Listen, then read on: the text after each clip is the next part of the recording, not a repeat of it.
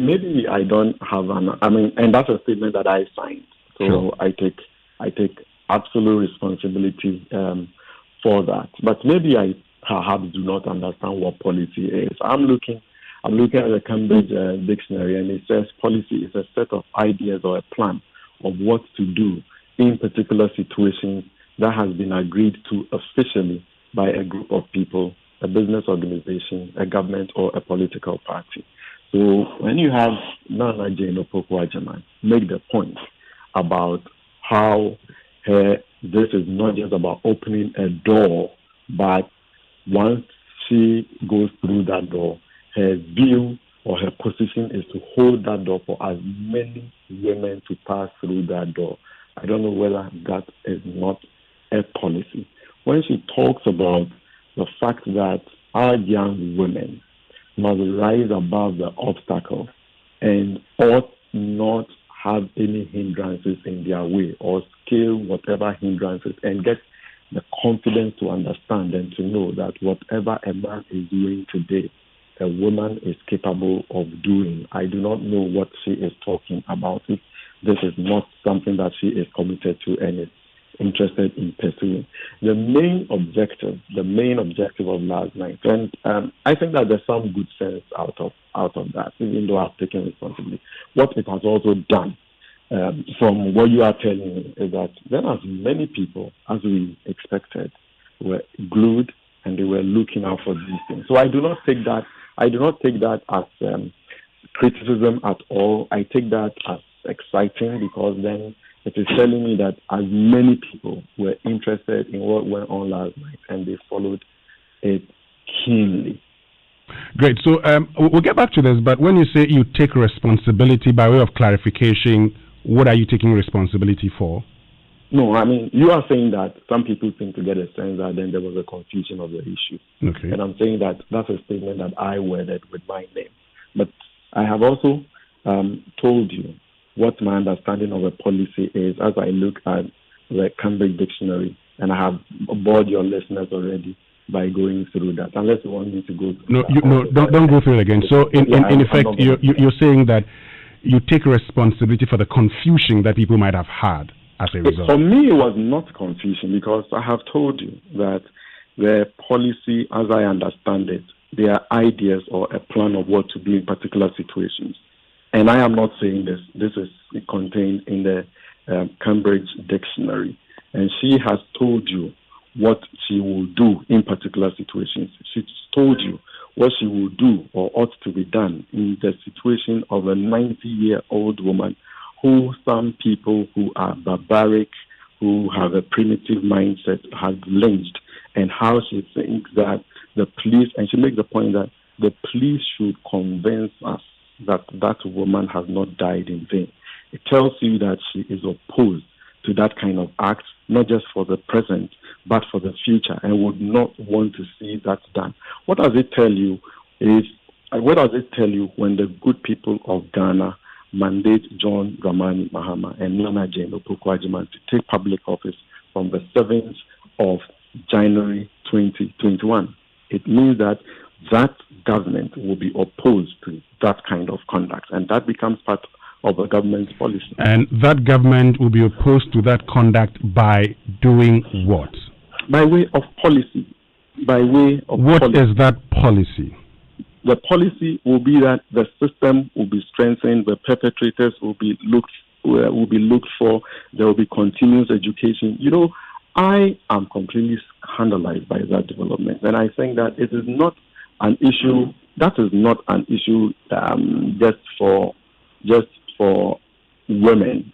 It's an issue that I think all young people ought to show their outrage about. And it's not just young people. People like you, Winston Amor, who have big platforms like this, your voices must be heard. And all of us, our voices must be heard on that issue. But particularly for the young women, because they ought to remember that 90-year-old woman was once a young woman. Great. So some of these things that you talk about, and I just get a question that says, so why didn't she say these things? Some of these things, apart from saying, talking about them, why didn't she outline some of these things, for instance? Because it looked more like the flag bearer did all of those. It was a night for the running mates. Don't forget that the running mate and the flag bearer are on one ticket.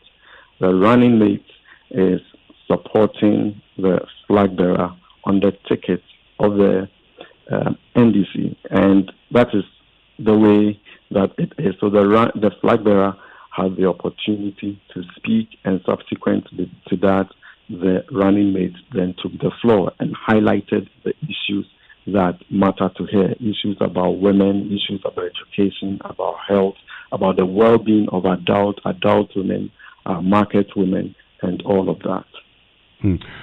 So it was more maybe it might just be a matter of style. It just might be a matter of style that the flag bearer might have put his statement the way he did, and the good old distinguished and respected professor might have done hers the way that she did. Even if you were to look at it critically in terms of the presentation, in terms of the style of presentation, you go back and look at the video. There's a world of difference between how the presentations were done.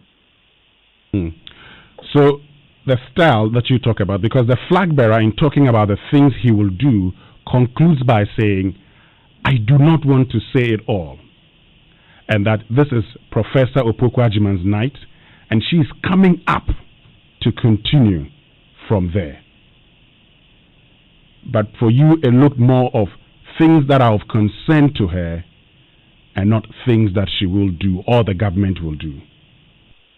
The things that are of concern to her are things that are of concern to women, things that are of concern to education, things that are of concern to our young girls, things that are of concern about our health situation. And those are things that she cares about. Those are things that the NDC cares about. Those are things that John Mahama cares about. And those are things that our political party, when we take power in 2021, the 7th of January, will be committed to. So that's what it is. Great. So, James, finally, following the event, I'm sure you might have monitored social media and the responses that came, particularly with the trend, it's him and not her. What is the campaign's response to some of these? Well, in the first place, I think that it is consistent with what we have seen from our friends on the other side, the New Patriotic Party. They have only lowered the bar some more. You recall that on the 6th of July 2020, when John Dramani Mahama announced the distinguished professor, and former President Jerry Rawlings describes her as a great professor. When President Mahama announced her as a running mate, you would recall that almost everybody, I mean, at the very least, those who spoke from the NPP, from the majority leader through their regional chairman and all the persons involved, they directly attacked the person of Professor Naana Opoku-Agyemang. But when they were doing that, I mean, some even went as far as saying that, and this is the director of communications of the New Patriotic Party, who is a sitting member of parliament for Adenta, who said that for John Mahama to come up with a woman as running mate, it means that he's not serious about the people of Ghana. I think that if there's anybody who is listening to your station right now who is a female, a constituent of Adenta constituency and has a vote there, you can punish Yabuabin Asamoah by showing your revulsion in the December elections. He has absolutely no regard for you as a woman. Well, he says by choosing Professor Naana Jane, John Mahama has shown he has no respect for Ghanaians. By choosing a woman, John Mahama has shown that he has no respect for Ghanaians. And I'm saying that, let's even say that by choosing... Yes, he's saying he makes reference to, yes, Naana Jane, yes. How does he prove that? How does he prove what? How does he prove that by choosing her, John Mahama has no respect for Ghanaians? People like you, with the platforms that you do, ought to subject these people who make these statements to some critical analysis. My understanding of what he said was not that he was attacking Jane Opoku-Agyemang. He was attacking women. And I am saying that women in Adenta ought to show their revulsion come December 7 by punishing Dalbabin Asamoah, because he does not think that they should rise to that high political office. Professor Naana Jane Opoku-Agyemang is a distinguished and accomplished academic. She is a woman who has many tests, and she's a woman who has been there for many other women. She is a woman who has trained and empowered young women from lecture halls, and for some of them now to be in parliament and to be in other respectable places. She's paid her dues, and she is a qualified woman, if not perhaps over-qualified on the political landscape today. John Mahama choosing her cannot be that he disrespects the people of Ghana. And I think that people like you who understand these things, who are progressive-minded, 21st century-minded young men, young women, ought to hold these 16th century mindset persons to account. All right, James, thank you very, very much for joining us. We're grateful. Yes, and I'm most grateful. Thank you. Let me also once again express the gratitude of the John Mahama 2020 campaign to your station, your and the other stations of multimedia for the wonderful support that they gave us last night by carrying our events live. We are profoundly grateful. Thank you. Thank you. And of course, we are your election headquarters, so you can trust us to bring you extensive coverage of political events in this country. Kojo, so there we have it. James Agyemang saying, well, he takes responsibility for the confusion. His understanding of policy was a plan and things to do, and he thinks that Naana talks about those things that so we need to do this, we need to do that. But exactly doing what? So James has tried to explain. You've been here. We started this yesterday. You've listened to James. Does it then clear the misconception that was created? Well, one thing it does is that it makes it easier for us to assess Professor Naana Jane Opoku-Agyemang's, let's call it performance, last night. Before Mr. Agyemang spoke, I was under the impression that whomever had written that statement, and as it turns out, it was his statement. Yes, it was his signed statement.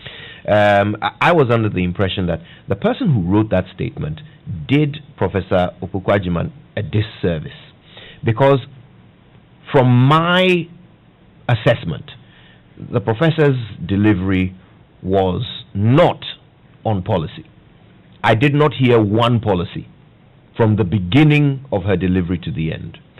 So I was of the view that the professor had never intended to announce policy. Her intention was to introduce herself to the voters, to the public, to her party, and to Ghana. Now, based on that understanding, I was willing to give the professor 9 3/4/10. It was a rather long delivery, and I may have said that just because of that it wasn't perfect, because it went on for quite a while, but it was beautifully delivered. She had a lot to say about herself, and she connected her own life experiences to the experiences of almost every group of Ghanaian you can imagine. On that note, I would have given her the highest possible score for that delivery.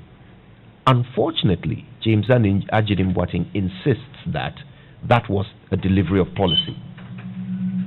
If that's the case, then I'm afraid there wasn't even one policy in there. She expressed a lot of sentiment, a lot of thought. She talked about TVET, but even there, do you feel that she told you what the NDC is coming to do specifically? Well, so if you look at it now, again, so then comes the argument or the debate about what is policy itself.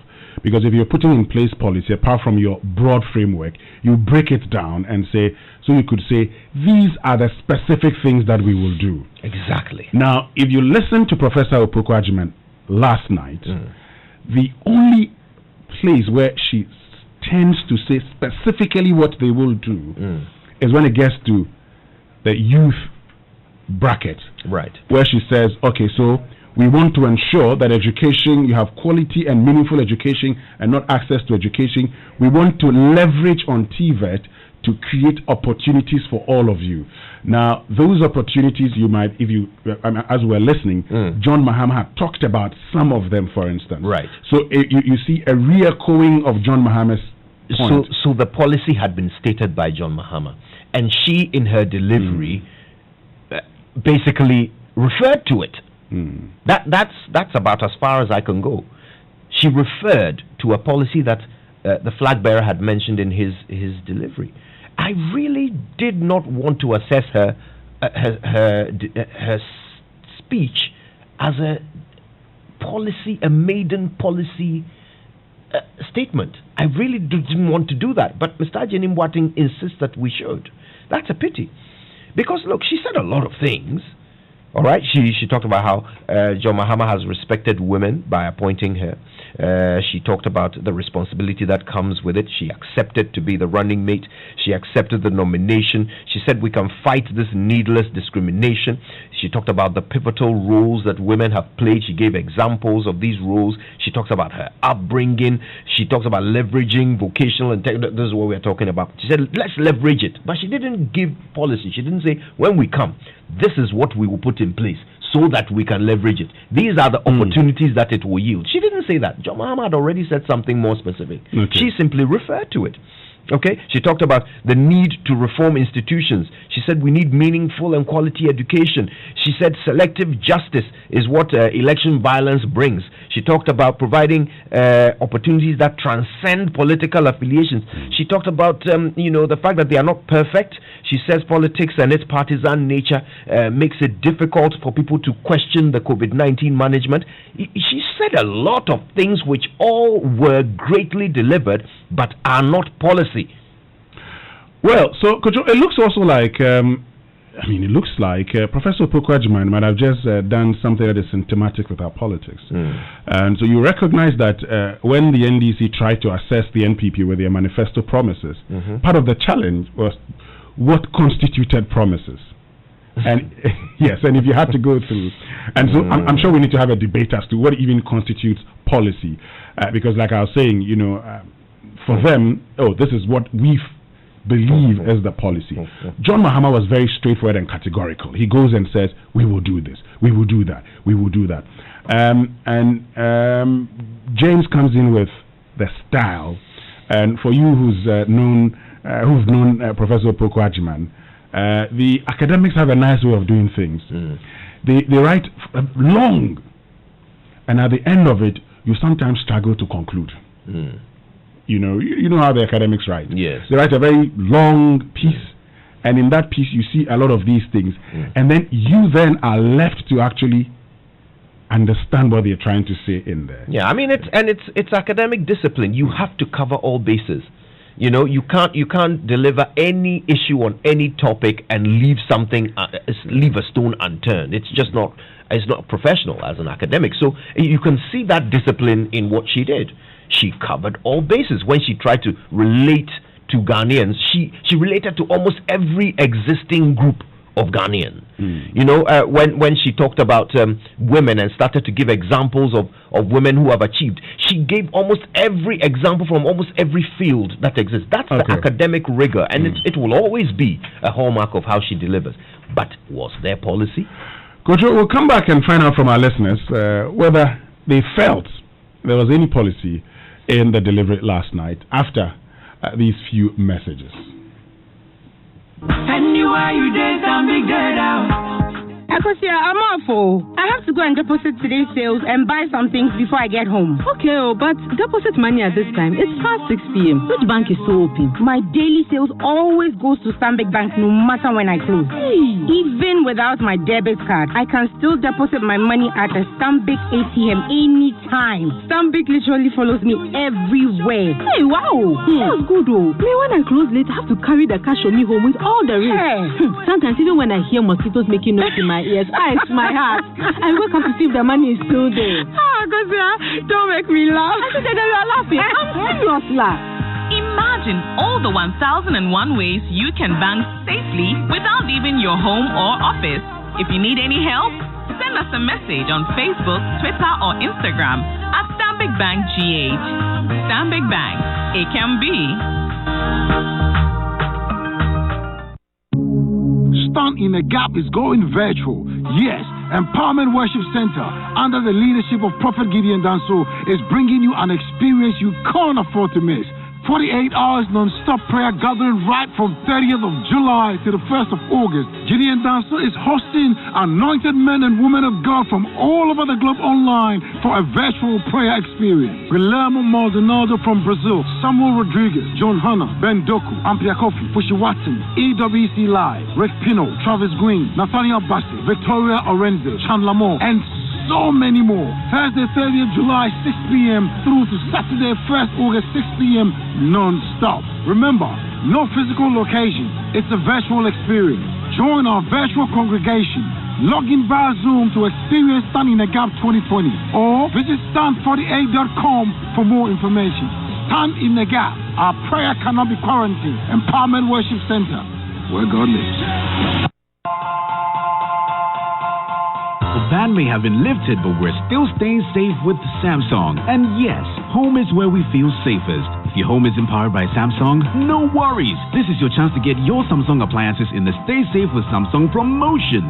Shop safely for the best appliances at amazing discounts and win gifts too. Samsung 40-inch satellite TV for 1,499 Ghana cedis. 55-inch smart UHD TV at 3,999 Ghana cedis. QLED 55-inch TV at 7,999 Ghana cedis with Netflix already pre-installed. A fridge to last you many amazing years of use for just 2,499 Ghana cedis. And a washing machine starting at 899 Ghana cedis with gifts like standing fans and shaving machines for that after quarantine clean look. Visit any Samsung authorized dealer, observe all the safety protocols at the shop, and get your Samsung electronics safely. Samsung. Imagine what we can build.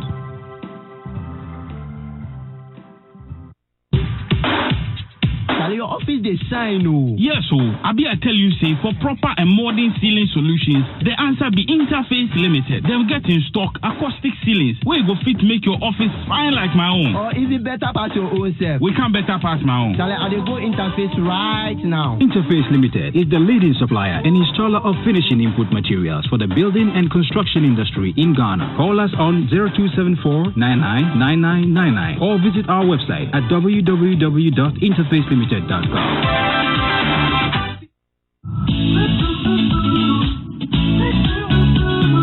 my brothers and sisters. I'm John Mahama. The Electoral Commission of Ghana is compiling a new voter register in all parts of the country, and all Ghanaians 18 years and above are eligible to register. Whether you have previously registered or voted in an election before, you must register now to be able to vote in the December 2020 elections. The time to make a change is now. Register today to vote in December and make a difference in your life and that of your family. Your vote is your voice. To be able to vote, you must register. Register now, and let's do it for Ghana.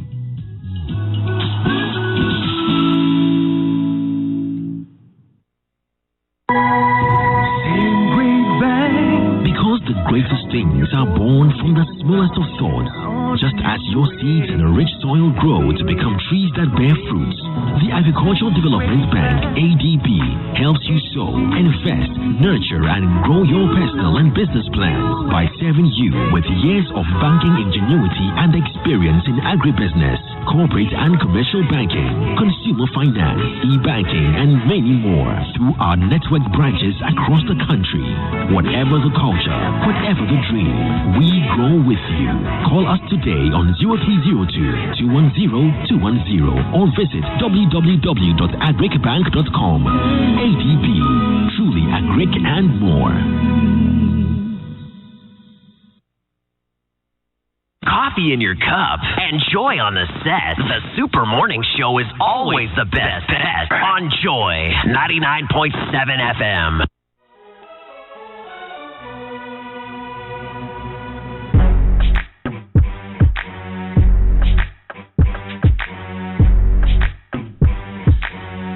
All right, so welcome back from that short break, and thank you so much for staying with us. You're live on the Super Morning Show on Joy 99.7. So we've been talking about, the outdooring of Professor Naana Jane Opoku-Agyemang last night at the University of Professional Studies, Accra.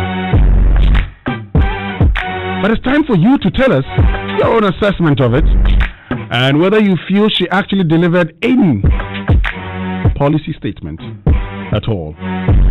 The phone lines have been activated on 0302-216541, 0202-216541, and then 0244-340-437, 0244-340-437.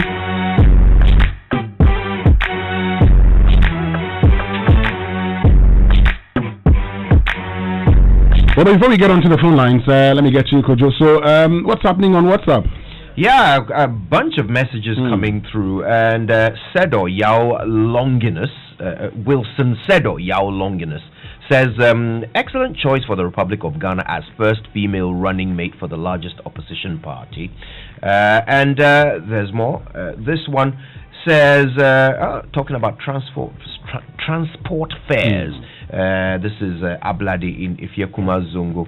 And he says, you knew you were going to make the drivers load their buses to full capacity. Why then do you increase the fares in the first place? It simply means you don't know what you're doing. Now, how are you going to persuade the drivers and the unions to reduce the fares?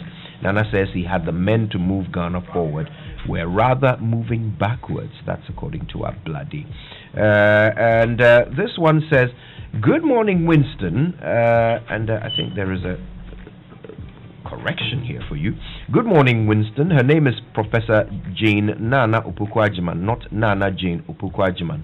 It doesn't sound right. Actually, it is Moses in Legon. It is Naana Jane Opoku-Agyemang. Yes. You heard her introduce herself yesterday on stage, and she said, "I am Naana Jane."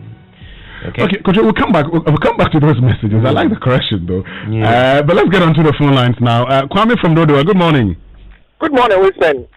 It was a very well delivered speech. You can't take anything away from the Prof. He touched on all sectors of the problems confronting this country.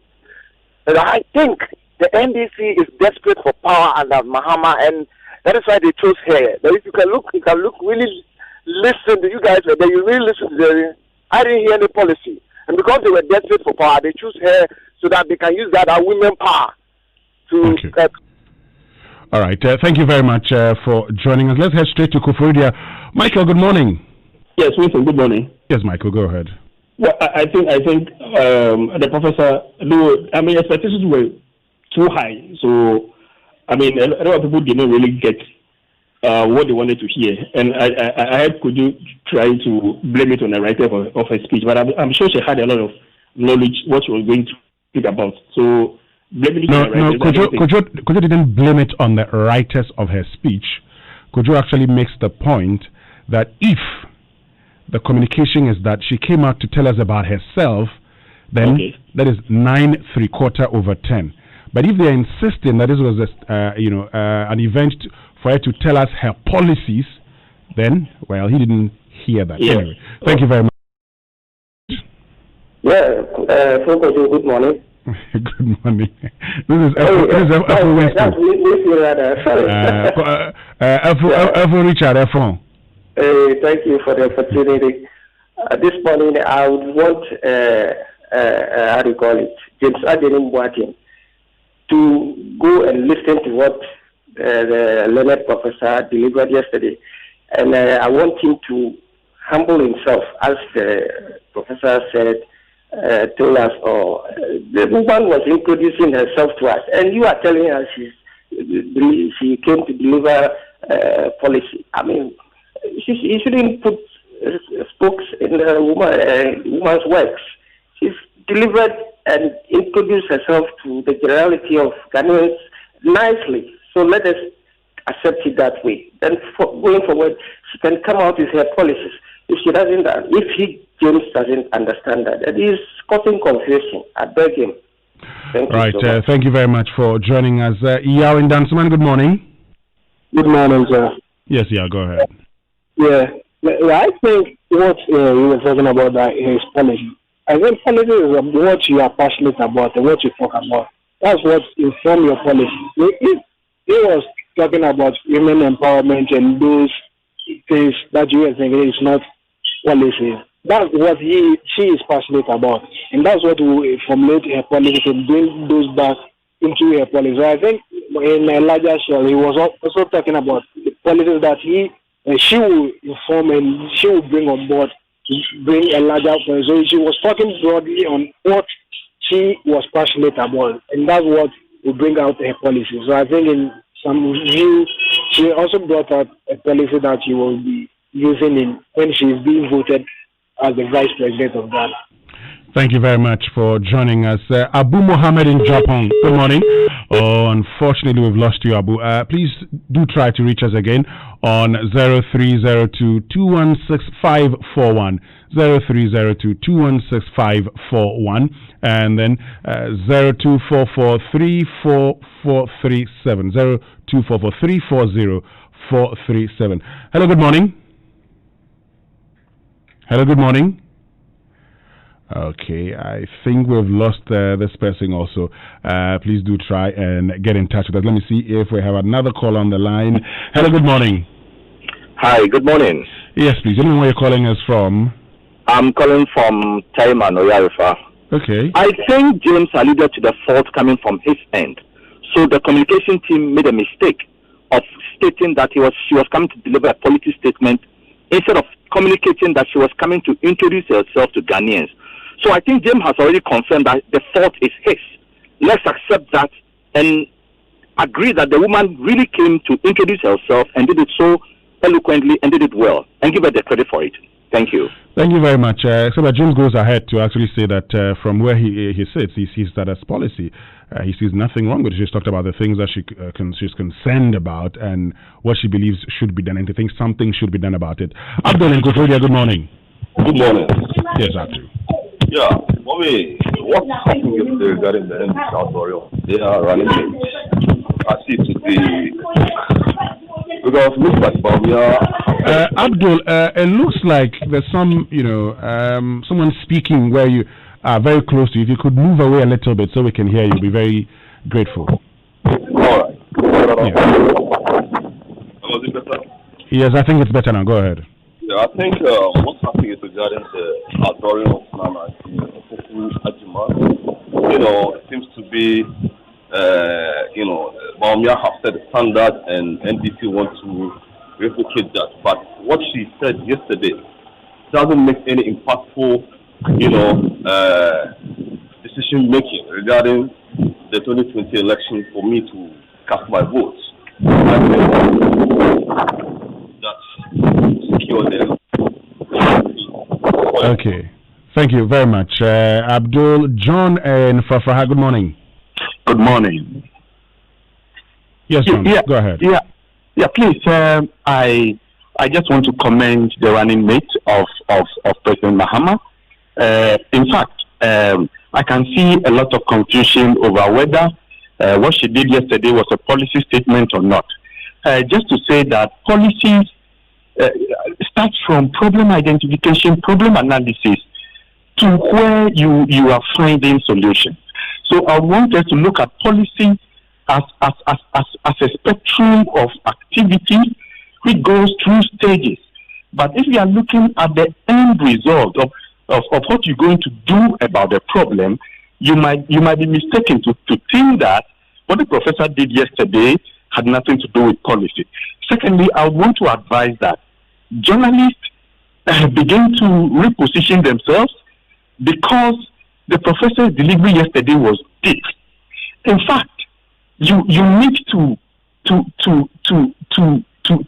think deep to get, even though the delivery he used simple words, simple constructions, you need to put yourself in a situation by moving away from what we are used to, the political propaganda, the kind of messages politicians use over the years.